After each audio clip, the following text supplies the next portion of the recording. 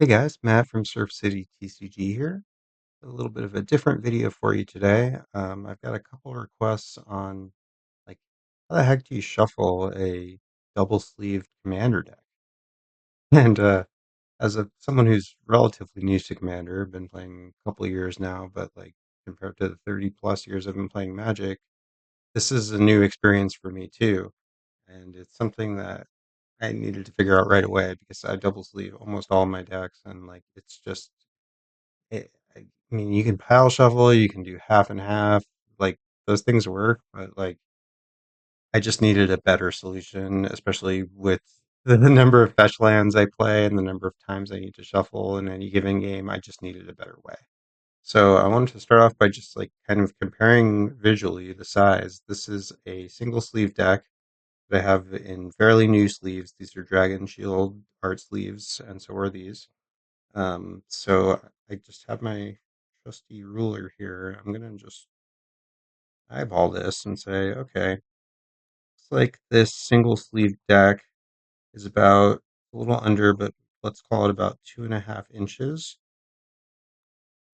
And then this is a brand new deck I just sleeved up. So these sleeves are a little puffier than normal, but I've compressed them pretty good. And these are in Dragon Shield outers, and then I use KMC Perfect Fit hard inners. So also extra thick inners relative to any others that exist. They feel very sturdy, and I just really like the feel of them and how well they protect the cards. But the trade-off is look at the size of this monster.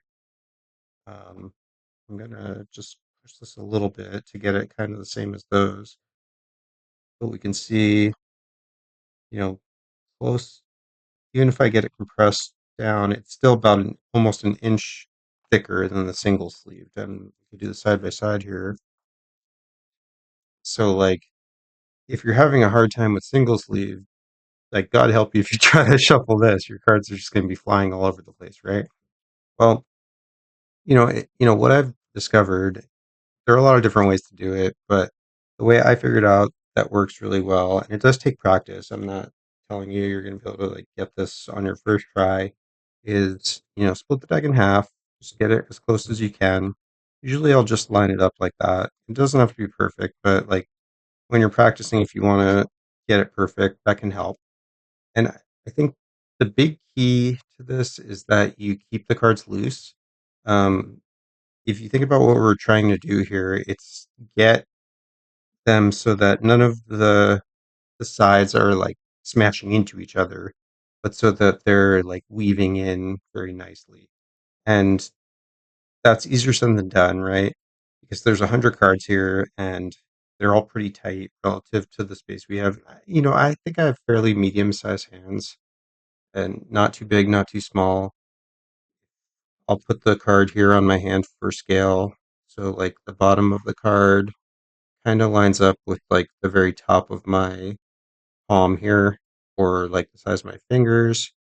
My longest finger is what, half an inch or a third of an inch smaller than the card size. So I think I have like pretty normal hand size. So I don't think that is a huge hindrance or help for me.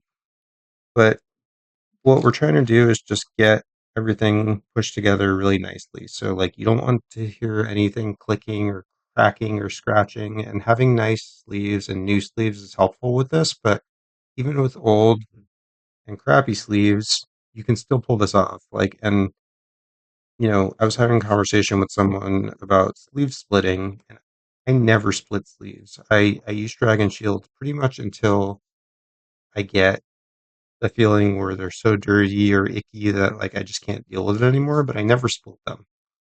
And I think the key to that is having this kind of loose grip. So what you can do is you can use your thumb and your forefinger to grip the top of the deck. So you can see I'm like gripping up here, right?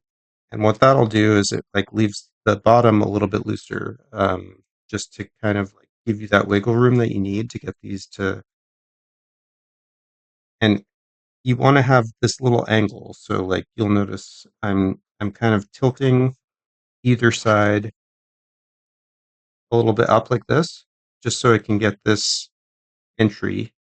And then once I'm close, then I can just let go. And I have a very loose grip here. I'm like barely containing them just so I can like get them integrated using the bottom, like my pinky basically. So I'm just to recap, I'm gripping up here. I'm holding a very loose grip, and then I'm using the left or the bottom half of my hand to kind of get these in, get these in on this side. And then once they're in, I'm really loosening my grip. So I'm like getting that corner in, and then I'm just really loosening as much as I can so I can push together. And what you can do once you get a little bit more comfortable with that is like let this sort of bridge action happen, right? If you loosen enough, you get this sort of like waterfall falling effect, which looks cool and it feels good. And it just like makes it so you're doing as little damage as possible to the sleeves while still getting a really nice shuffle. So you don't need to do that, but I enjoy it and I feel like it is doing less damage to the sleeves versus like really just like smashing them together, right? Because what you don't want to do is go straight side to side. This is really hard. You're never going to like get them to go this way. Maybe you will eventually. Like if you, again, since I'm loosening it up so much, I still even got it to work this way. But I wouldn't recommend doing that. What you want to instead do is get these corners just into one side. In fact, like you can even do it on the side like this. You can have like this side down and then just drop this. But this is a lot harder to control what happens, but it will still work. It's just like, why would you do it this way? So what I'd recommend is starting off with a smaller amount, like maybe start off with non-double sleeve just to get a feel for this kind of motion. But like once you get the hang of it, you can do it very quickly. It shuffles really well. I've read that like 9 mash shuffles like this gives you a full randomization, even from something that's like totally stacked up and like in order. So yeah, I don't know if there's much more to explain with this. I feel like this is the best way to do it. And I think the key is lots of practice and keep it loose. You're gonna, and in case I didn't say this already, like make sure you've got a really solid surface. If you try to do this on a slippery table, anything hard, it's a playmat, great way to do it, right? If you don't have a playmat, invest in one.